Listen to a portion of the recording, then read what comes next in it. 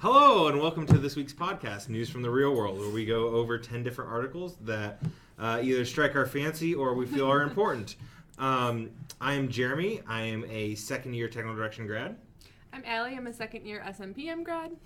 I'm Jessica. I'm a second-year costume design grad. I'm Damien. I'm the other second-year costume design grad. I'm John. I'm a second-year lighting design grad. What? And starting this week off, we have Allie with a Me Too article. Okay, so the reason why I'm so excited about this is that it brings up Me Too, which we have talked about a lot on this Extensively. podcast. Extensively.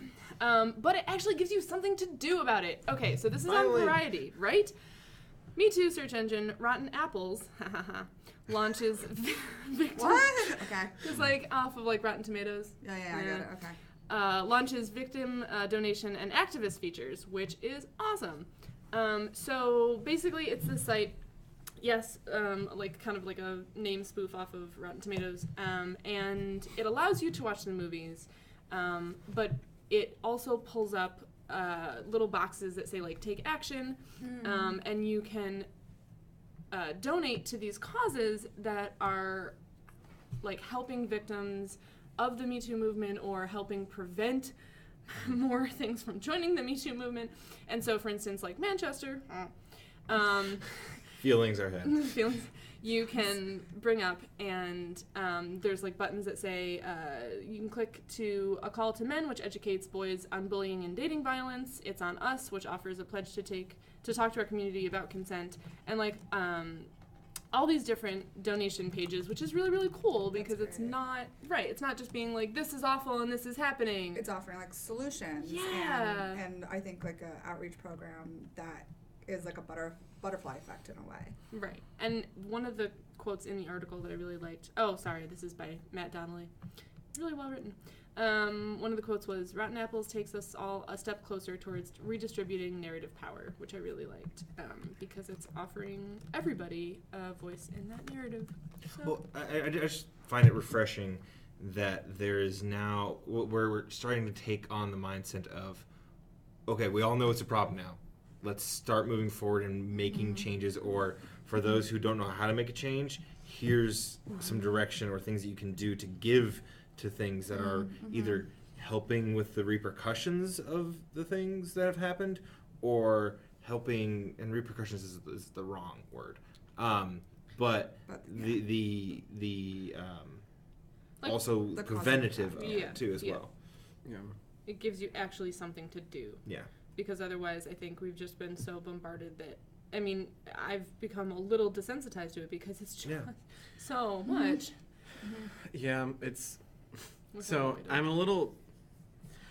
I pulled up the article. I read this earlier, and with it voicing everything that, agreeing with everything you said, that it's glad that... I'm happy that it's something that you can actually take action, and it's not just, here's some more information about the Me Too movement, here's another guy. here's another guy. Here's another victim. However, I don't know who controls this or what algorithm made this happen, but it's an article about the Me Too movement, and the advertising around it is about the Green Book. That director's just been is in the line of fire for sexual assault. That's interesting. I don't This have is- that. That's interesting. I don't have different that for at each all. person. Yeah. It is different Pops for up. each person, but Interesting. for me it was a little alarming because I was like, guys, come on. But yeah, I think, like you were saying, it's so nice that there's something that's actually, it has more than just a search engine for looking up to see who sucks. It's more It feels like there's starting to be some weight put to the issue. Right. Of okay, now it has some mass. Yeah. Let's do something about it. Yeah. I had the same. You got the Green Book as I got well. the same thing. It's One Max. I will say one of the things that I found interesting, or interesting and kind of is the fact that where this started, that it was funded by a Disney-owned company, which I was like, Yeah. oh, okay, Disney, Yeah, all right, doing Abigail things. Disney, yeah.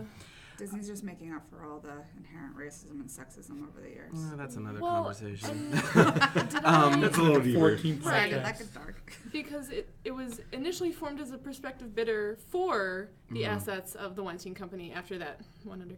Yeah. And then, Yeah, as like it fell short, They're like, well, this is still a good Right. thing. Let's keep it. Yeah. It was interesting. Yeah, 9 million searches since launching last year. That's fascinating. Yeah. I mean, lot. that's a lot. It's also really sad, but Yeah. yeah, I didn't actually go onto the website. The site itself? Yeah. Me neither. Let's do that now. But something that I think would be good to explore. Yeah. You know, as people feel free to dig deeper into these articles. But. And they even like in the screenshot that they have, it's like the action like taken in the name of, and then fill in the movie title. That's interesting. So you know. I guess my one question that I do have about it though, it's like the way that the search is formatted. Like, say if I do Manchester by the Sea. Is this supposed to be a tool used for like deciding what movies? Is it just to highlight? I think it's giving you more information, right? So, and that's something they said in the article too. It's like providing you with all of the information so that you can decide. Okay, I like this movie. Empowered to make the choice. Right. Okay. Well, And try The Pianist because who directed it? Roman Polanski. I guess it lists the person interesting. I think that's the person who's associated that has had any sort of. Oh, so and it lists the yes. person. So if it's anything, So Manchester by the Sea is Casey Affleck. Yes. Yeah, he. So if anything is connected to it via the director, That's why or there's via a the lot of actor, con- I whatever. didn't understand that. Oh, I'm sorry. No, I didn't understand that in reading the article too. I was like, what? Okay, but Yeah, now I so see it's it. like- It We'll makes bring it sense. up. Yeah, like Casey Affleck. There was a lot of controversy because he was winning that season, and it's like, well, actually, y'all, he's kind of a bad It person. also Yeah. links, if you click the person's name, it links it to the articles. Yeah. Oh, look at that. That's cool. I think that's great. The accountability, that makes so much sense. Yeah. Yeah. Cool. Wonderful. So just like giving people more information, I think, to make their decisions and like to choose how you want to spend your money and what you want to support. Oh, Yeah. and if you search a movie that doesn't have anything affiliated, it calls it a fresh apple. Ew. Well, I So- also think this is useful for people who are getting into film. True. Because then you can be Right. searching Work for with. works, people you've worked with, That's or know true. that you're going to work with.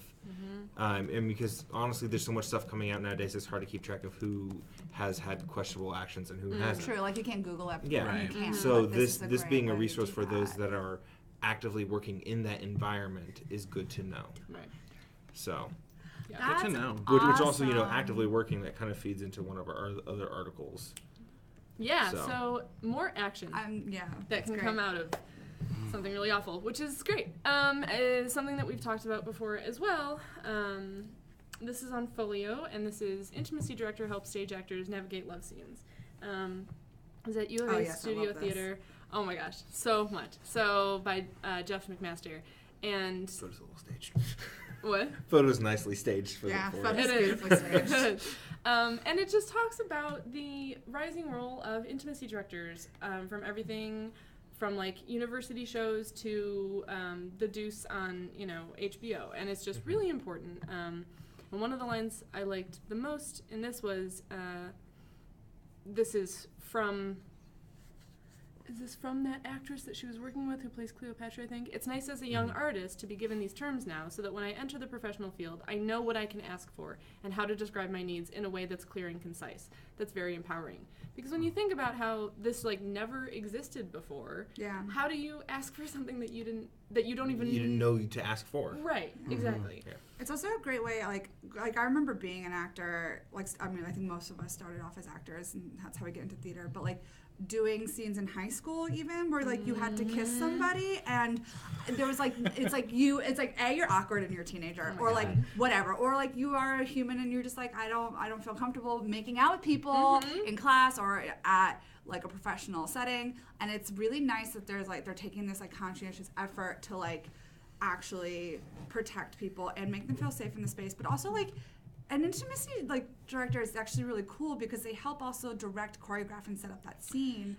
And it's also very important because like sex scenes in film, like I think like Jim Caviezel said something really great about his career. He was like, I don't do sex scenes because I don't unless it like helps tell the story. If it doesn't tell the story, then it's just gratuitous. And I think that shift in mindset is happening, and you're slowly seeing it. Like even like in the first season of Outlander, there's a lot of like sex or like rape scenes or assault scenes and that kind of stuff. But the wedding episode was directed by a female director, and they had somebody on set that was like a sensitivity person who helped them like I believe like there was somebody that like helped them like navigate the intimacy of this like Yeah. episode, and like it also goes back to like in film they're like, oh, when we film sex scenes, like it's just the people that need to be in that Right, room, right, but this is a great person that needs to be in the room. Exactly. Yeah.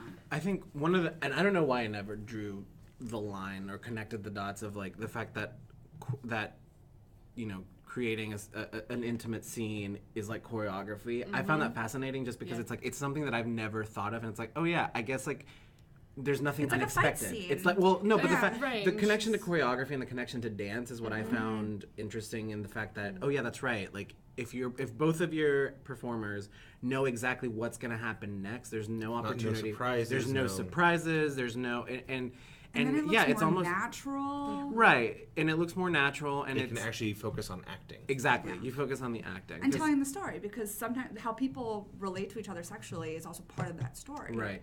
And like it makes me wonder because I did in my undergrad we did a show that it was my first exposure to nudity in theater, and it was like it was full frontal, 2 males on stage in a bathtub.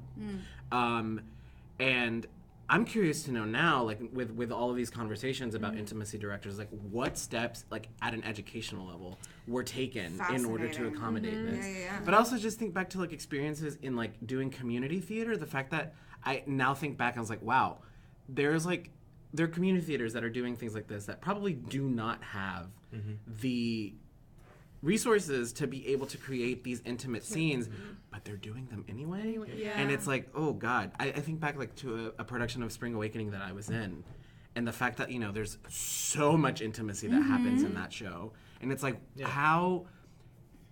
what is that? Yeah, it goes back to like, is it necessary to help tell the story, and if so, Well, I think who's back to there how the help? director approached it, keep who, it I mean, safe. without naming any names, now this director's in a lot of trouble, but when we did Spring Awakening, he left the 2 actors in a room, Yeah. and they were supposed to kind of hash it out on their own before he came back in. Yeah, and I've it's like, definitely been a part of something like that too, where they're like, figure Well, out the kiss the yourself. The typical high school method is it's the director and the 2 people involved in the room alone. yeah. There's no one there, that is removed from the situation Right. for the safety safety of. But now, of Right. them. but now I wonder, like thinking about the fact that this was done in a community theater where we are doing a show with such heavy intimacy. Like, at what point can the publisher start kind of regulating who actually gets access to these? I honestly don't think the publisher wants to get involved in that because they Well, want to try to remove the liability. True. Well, maybe on not them. necessarily the publisher, Yeah. but like But just someone has to be whoever is accountable. issuing the rights, the Yeah. writer, kind of like have, which then you're dealing with money, which I know gets even more complicated. But like But the- no, like certain theaters, like obviously like a little community theater in the middle of nowhere is not going to have the resources to create these intimacy scenes safely. I mean, not to speak for all community theaters, but I'm just saying like. Why And like I see that power being in the writer of it because they can put their own stipulations on. It can only be. I will only issue rights to a place that can this many seats or Right. this size venue or this. right, Fascinating. or to limit it, with the proper resources to choreograph this intimacy. Yeah. Exactly. And not to shut it down, but like close the subject down a little bit. It was really interesting because this article about there's a growing need for this, and it's happening a lot more and more, and this it's like picking up steam, freight trading almost. I remember early last semester when we were talking about this and there was an article about the first ever. Yeah. Intimacy director, and that was less than 6 months ago Yeah. Yeah. at this point. So it's picking up really quickly, and I think It that's is. good. Which is really nice. It's just keep an eye on it because I think it's growing, and the trick here is getting people that are properly trained in that position, Yeah. not someone saying, "Oh, well, I'm going to be the representative for this." Yeah. You need to have someone that is qualified and has a skill set and has And what I do like that's coming out now, like now that it's more of a thing, even Yeah. like 6 months later, Yeah. right? What I do like is that she included like actual things that she does, like the Yeah. clinical approach. She describes her method, and it's like this is how we formulate it so that it's not the words are not charged, you know, like it's a very, you remove it from what it is, and like obviously then the director is there to like contextualize it, recontextualize it, but you need to have that safe barrier so that you can do that, and it's not just like, yeah, I've done stuff. Like, I know how to make out people. Like, I'm a fight choreographer. Yeah. I'm going to add this to my repertoire too, so I get those other gigs. Yeah, exactly. And I do like how she said it's creating a safe space for dangerous things to happen, because it's not, and we talked about this a little bit last time, it's not like don't do these things, it's do them in a safe way. Right. Yeah, as the industry grows and the stories that we tell are like, you know, all the stories that we tell, it's just like the things that like are needed are like HR managers and you know, safety supervisors and like on-site therapists and physical therapists. Like, it's just the industry's growing and we're getting better and better. It's the challenges of production. Yeah, absolutely. Speaking of which, your article. Yes, this is okay, from the Chicago Reader. And it's by Novid Parsi, and it's 4 Chicago directors discuss the challenges of leading a theater production while female. And I thought this was like a really interesting article. I think it's worth a read. What my favorite part about this article was sort of them talking about how seasons are generally picked predominantly by men, and then they'll pull a female director in by being like, we have a place that needs a woman to direct, but the conversation is very much like, actually, instead of that, just have us at the table at the beginning, so that way we can all be part of the season and the conversation, and it doesn't become about like, oh, we have this romantic comedy, let's have a woman direct it. Like, it just becomes not as a special case, it's more of just it is a standard fact. Yeah, exactly. And it's like, well, this is great and it's like happening, we can push harder. And just in general, like, you know, if you're female and you're in the industry, like, it's a hard industry, but like, stick to it, and just like, it's gonna get better, because it is getting better. I think one of the things that I started thinking about after reading this article is the fact that there are so many great changes that are happening right now in regional theater, just in terms of like, you know, it's always been this sort of, it always happens, I feel like every couple of years is this sort of like game of musical chairs in terms of artistic directors in regional theaters, like people going here, people go, but it's always the same. One person moves, so then everyone somebody else comes in, right? Yeah. But it's always been the shift of like, you know, cisgender white men are just kind of moving around, and so, but now like, you hear headlines, or you see headlines, especially like within theater forums, of like, oh, such and such place hired a new artistic director, and it's like, it's so great to see that a lot of the times it's either people of color or women that are now stepping into these roles. You know, and fresh eyes in general. Right. I think it's like when you're pulling from the same pool of people, then you're getting the same types of seasons. And it's like, how many times do we you do a show and you're like, oh, they did it like 4 weeks ago, or like they did it there. Like, we're doing Cabaret, and it was literally just that in Pittsburgh done. And so it's like, okay, let's freshen up the seasons a little bit, get a new perspective. But I mean, like in this case, though, I'm talking about the people that are actually in charge, that will be crafting the seasons. That like these people are now people of color and women, and so it's refreshing, because I know, like, you know, like shout out to Hartford Stage, like they just hired a new artistic director, and it's a woman. I think, is it St. Louis rep or one? I can't remember these theater, but it's like a black woman who's also now stepped in as the artistic director. So it's great. There are changes being made, and it's leading to great things. Yeah. So it was a good article, good conversation topic. Definitely had some poignant points of view. Yeah. Speaking of those that are, you know, not often. Well, we talked about the National Disability Theater a few weeks ago. Yeah, it was about a month ago. Yeah, about a month ago.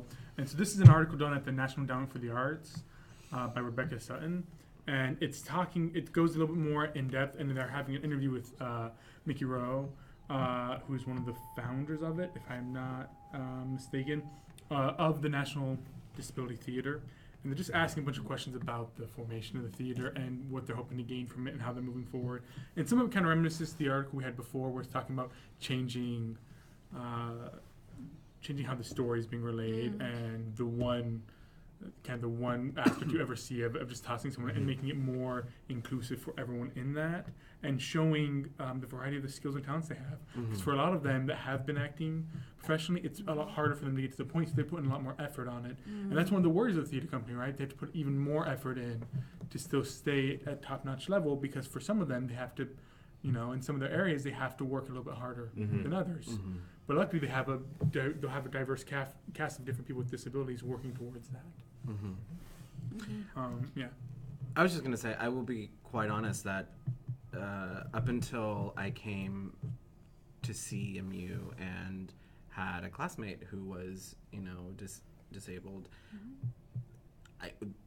that sort of, the fact that people with disabilities are definitely a marginalized group of people, like, I had never really put it into perspective of how terrible certain situations are and how much these people with disabilities are excluded. And reading this article and it's nice to see that there is this sort of shift to where we are more open. And I'll talk about it when we get into my article, because mine was related to that. But representation is so important, and the fact that there are these theaters that are specifically aware and making right. that choice, that conscious choice to be very inclusive and tell the stories that are important to tell, and from a perspective of it's not just a person who can walk pretending to be disabled. Yeah. Right. And I think this is a major thing that we in theater like to say that we're very progressive, we're on the front edge of all these things, and it's easy to say it. It's easy to say it.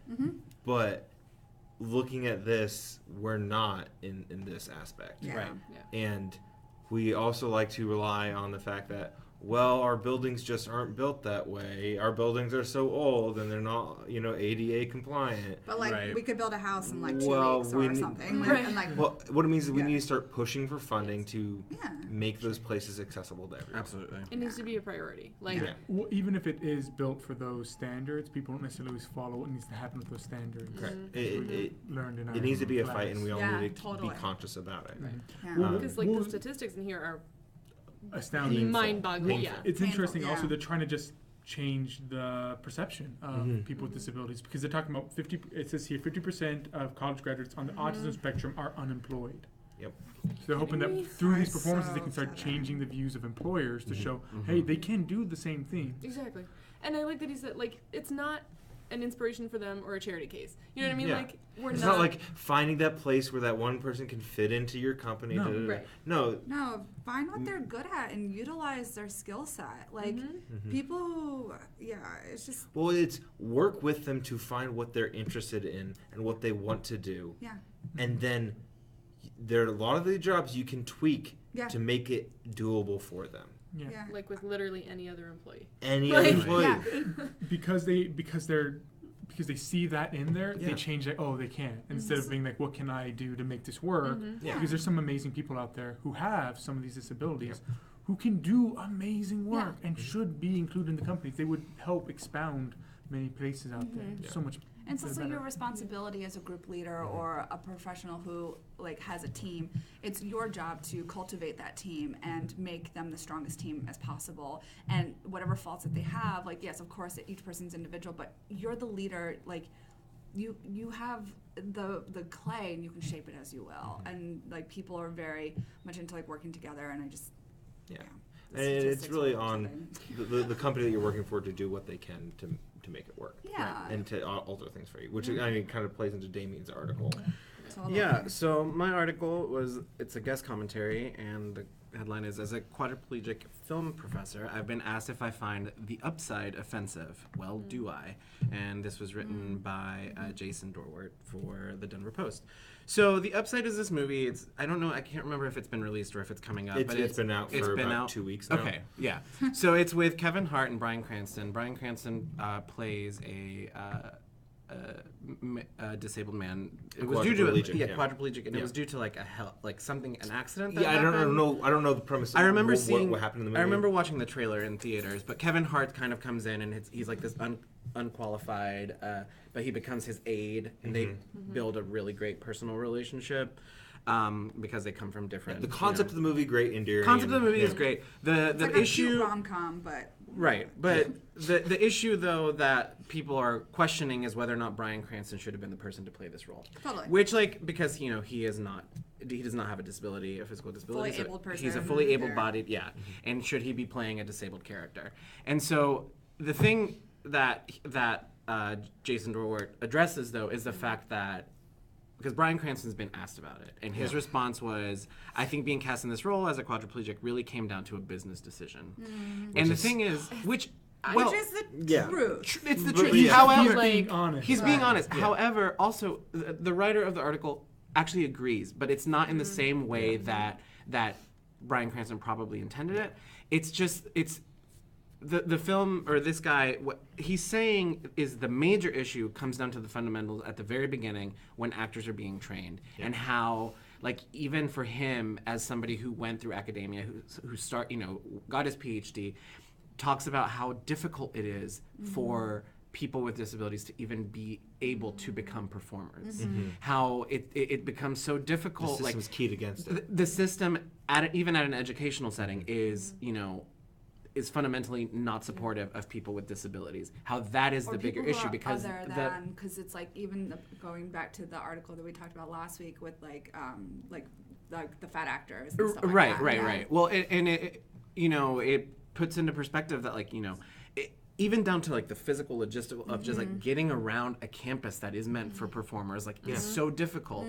And I actually, it resonated with me because I have a friend, this is a friend of a friend, but she did a performance piece on her campus where she's in a wheelchair and was trying to get into the building where her classes were, and the button to open the doors wasn't working. Yeah. So she did a performance piece outside of the theater building where it was just her and the button just repeatedly pushing the button. Because it was like, this is what we're dealing with on a regular, this is what I deal with on a regular basis. Like, she can't actually attend some of her classes because they're in buildings that are inaccessible. Wow. And there are no changes made. This whole, It's not like, actively maintained. can we... There's not someone actively going around checking. Exactly. The doors. doors, the mechanism's already there. Why not actually maintain it? So, he focuses more, the writer focuses more on that aspect of it, as in, like, he's right. But as a person with a disability, I am happy to see representation in film. So it's like, this sort of back and forth, like, I agree, I disagree, but I also, So well, it goes back to like one of the articles we read like a while back where it was like, certain roles are written for certain kinds of people, certain types of people, what kind of representation they want to do, and then other roles are just written and sort of anybody can play into that. Right. So it's like, it was a casting director are making a discernible choice when you hire an able-bodied actor to play somebody with disability or whatnot. And when it does come down to money, like, I think Bryan Cranston's like, it came down to a business decision, and like, it's just about changing that concept, that idea of what that business Right, because- but I think could be. in terms of a business decision, I think when you make that choice, you Yes, are just gotta make it. committing Yeah. to finding someone who is completely right for that role. I think they failed in their casting here, to be honest, because don't tell me that these people don't exist, like, people at that level, because he said I don't even know if there are people at that level, like, Well, I mean, that just means that he has not worked with anyone of Yeah. that. has not worked, but like, But also, And, you and didn't it is what already I'm just saying is, like, try. he won't have worked until someone takes a stand and starts pushing for, True. no, we need to get these people in the roles. Yeah. it also, he also brings up the fact that a lot of the times it does come down to money when it comes to film, because, like, when you hire someone who is a quadriplegic, like, a lot of the times that also means that you have to hire an aide and that you have to hire, like, more people. You're not just hiring one person.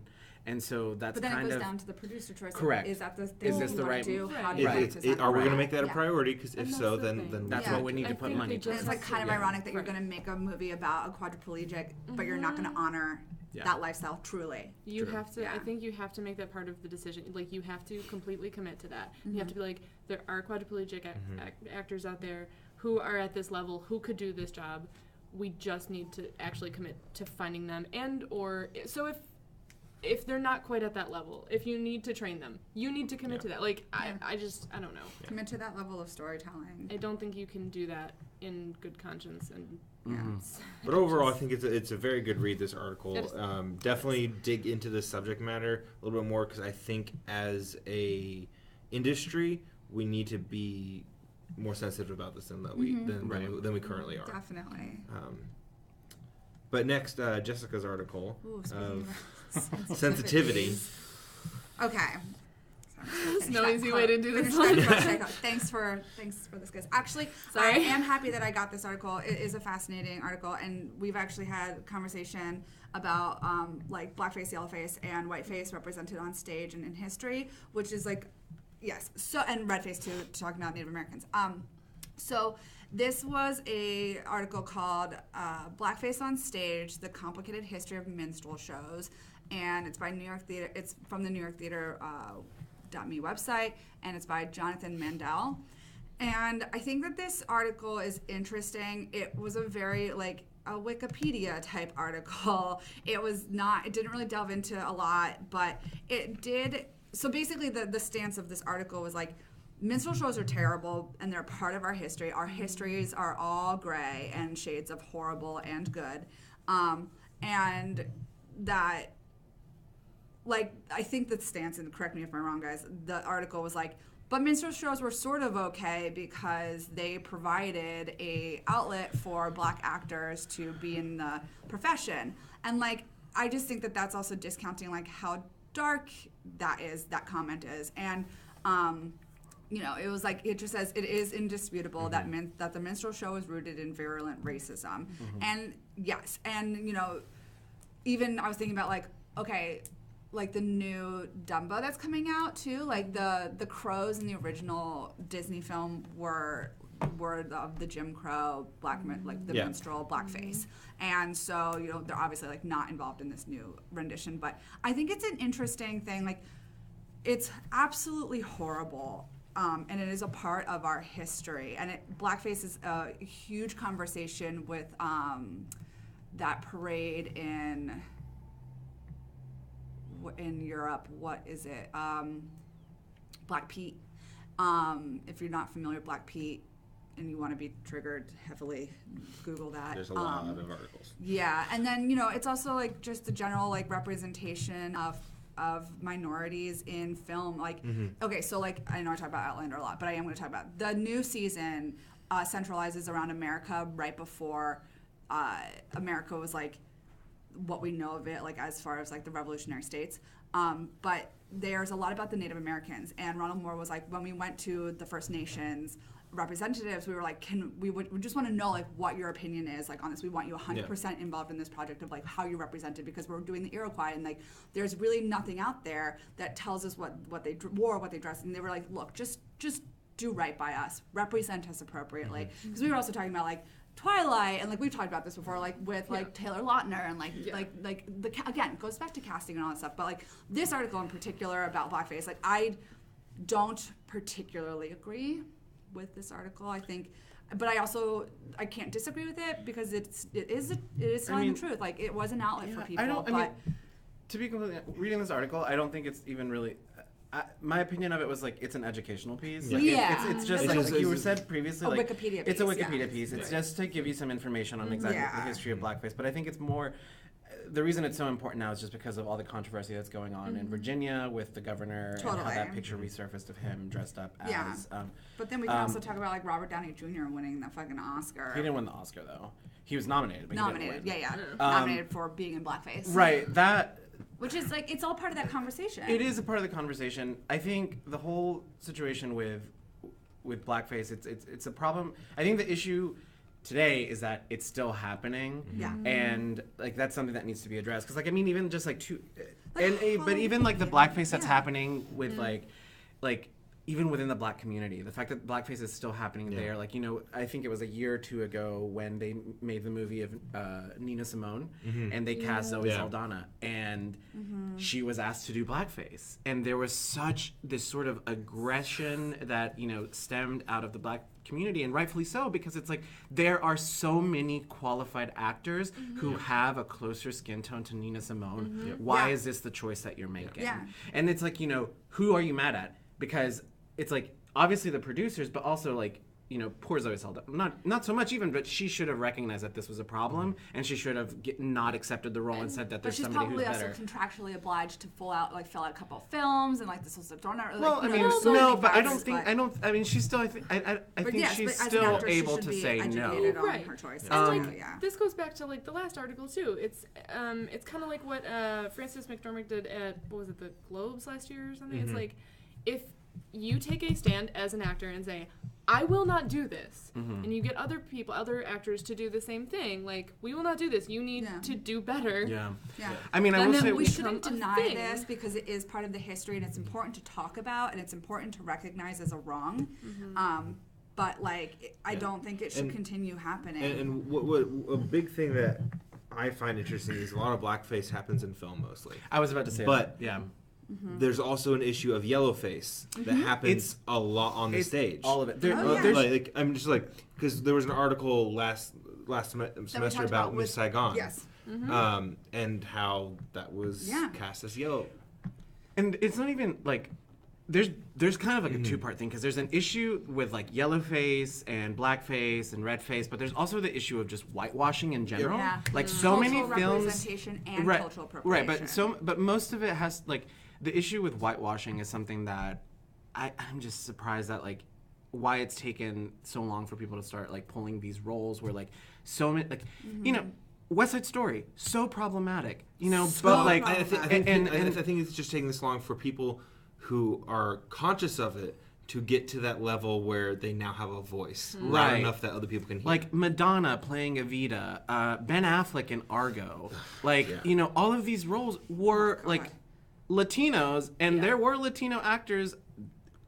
What led to those choices? But it's great that it's finally on people's radar. It's finally. Yeah. Hopefully and we as costume won't. designers come across it too, with the cultural appropriation versus cultural appreciation too. When you're designing things, you want to be aware of the whole context. Right. Speaking of casting decisions. Especially there's today. It's a casting decision. There is a article on, and it's called "Giving the Black Man and to Kill a Mockingbird a Stronger Voice." This is by Jonathan Mandel, and I'm not even going to try to pronounce this man's name because I would just butcher it. But he's a famous TV star, and he, one of his quotes is, "I'm not interested in characters who are created to sell black poverty porn or black pain porn."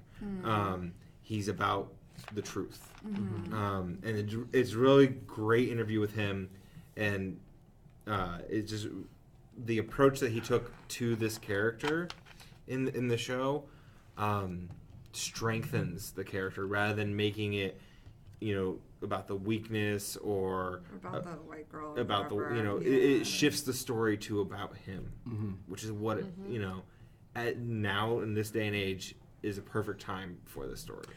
Yep. And the strength that he puts in that role truly shifts it, I think. Yeah, I mean, I also... sorry. Go ahead. But this is the only article that I have... It's sad to say, but this is the only article I've seen talk about him in this... about this show, this reproduction of To Kill a Mockingbird, and I have seen at least 8 other articles about this show. But this is the first one that talks about him as a character. Fascinating. But what were you saying, Damien? I was just gonna say, also shout out to Aaron Sorkin, the playwright, for because in the article it also ties into another article with I think the New York Post or the New Yorker, just in an interview that they had with Aaron Sorkin in terms of when he was adapting this the novel into the script and just how he wanted to give this black man a voice as well, which I thought was great. But one of the things that Aaron Sorkin said in that secondary article that I've been thinking about was that theaters are not museums, which I thought was great, as in that we are not creating something for people to just walk in and sit through. Always preserve. Yeah, right. Yeah. It's not about preserving. It's not about keeping. It's about creating. I think he quoted Lily Tomlin, who said that goosebump feeling or goosebump inducing moment. Yeah. And I just it's you can do that by giving, with something as simple as just giving a black man a voice, giving him this sort of stronger message. And so I kind of just, that to me was very inspirational in terms of just like, yeah, this is what we want to be doing. We want to be creating theater that does create those goosebump moments. We want to break the mold. Theater is not a museum. Theater people should not walk into a theater knowing what they're going to looking for or having an expected experience. You want to access that humanity that theater really like holds a mirror up to and like reflects back to you. Right. Like, you don't want like if you want a museum piece, go to the museum. Right. Yeah. If you want to be challenged emotionally or like educated emotionally or whatnot, like theater. Yeah. And it's really difficult to do that with a piece that has been done so many times and that is not a modern piece. Yeah, because like people come on with their preconceived. Right, exactly. And there's like a way that it was written and a time that it was written and a culture in which it was written. The attack of the... Oh, right. But what a more interesting story. Exactly. Like to be able to bring a different lens to that and to be able to not go into the same stereotypes. Yeah. Challenge it. I think what makes it actual like... Right. Actually a great piece of theater. Like that you are challenging yourself to it, as artists to be better and to push this forward. Oh no. Well, actually, when I started reading the article, I didn't realize that. I was like, oh, I guess that. Oh shit, like that's true. Like, To Kill a Mockingbird has never been a play until now. Mm-hmm. It's only been a film and the novel. No, it's been Or it's been a play. Or I guess it's just gone. They've done a major reproduction. This adaptation. Right. Great. Okay. Because I was reading, I was like, this is really the first time it's been adapted. No, he just did a specific adaptation. Yes. Okay, I take that back. But yeah, way to go, I'd Aaron like to see Sorkin. this. And Yeah, that sounds compelling and dynamic and different and important. yeah. But picking things back up, we've just got 3 more articles, starting with Damien's a costume designer. Okay. I tried to end light, y'all. Like, No. It's fine. So It's fair. fine. Glaze So, over these pretty quickly. the thing about this article. Yeah, I got class in 15. So the thing about this article is the title is A Costume Designer with Low Budgets and High Style by Alexis Solowski for the New York Times. So Justin and I actually had a previous conversation about this. This designer, like, I don't know personally. We don't know personally, but like we have heard his name. We know of. I've worked superficially But with without, this person. without going into any details, just about the content of this article. As costume designers, it's great that there's publicity, that people get an inside scoop in terms of what's happening. Give us a bio profile, right? Give us. Let's this is do it. fine. But like the stuff that's happens all the time. being discussed in this, and this is one of the quotes that I was like, okay, hold on. When he has it's talking about the complications of like being a designer and how budgets are so limiting. And when I read this sentence, I laughed because it says, but when he has to outfit a dozen or more characters for under $10,000, like vintage stores and few costume stocks houses are a necessity, and a place like Earrings Plaza is a gift. Okay, Earrings Plaza. Let's first talk about Earrings Plaza. My favorite place ever for cheap jewels. Right, and that's that's the whole point. Everyone knows that. That's the whole point, is that he's in this cheap store, and but it's like. Okay. That $10,000 is I not a have low never budget. designed a show for $10,000. You did Titanic on $500. I did Titanic on $500. It's kind of like That's part of the is- challenge of being a costume Exactly, designer. especially when you're first out of undergrad, or first out of, fresh out of school. Like, you're dealing with these low budget shows, and I think that even CMU, like, we get shows, and sometimes our budgets are $500. So like $10,000 for a show, like I hope you can doable. I hope you It can is costume It is So so doable. doable. Right. So there were a couple of things Yeah. that but as industry And I want to interject professionals, here too is people have no idea exactly how much clothing costs if you're gonna make custom pieces for people like Broadway or whatever. True. Or get your go out, see how expensive it is to get a suit made. Then you're gonna understand how creative and resourceful a costume designer needs to be. Right. And that's part of the requirement of our job. Right, and it just again, it's great that there is all this great publicity and inside scoop in terms of how we do our job, but at the same time, it's like we all do this. Any costumer reading this is going to be like, well, duh. This is how we do shit. our work. even at the regional Well, theater level. I mean, and from my perspective as a TD reading it, I was like, oh, here's Tommy Hilfiger talking about how hard it is to make a pair of jeans. right.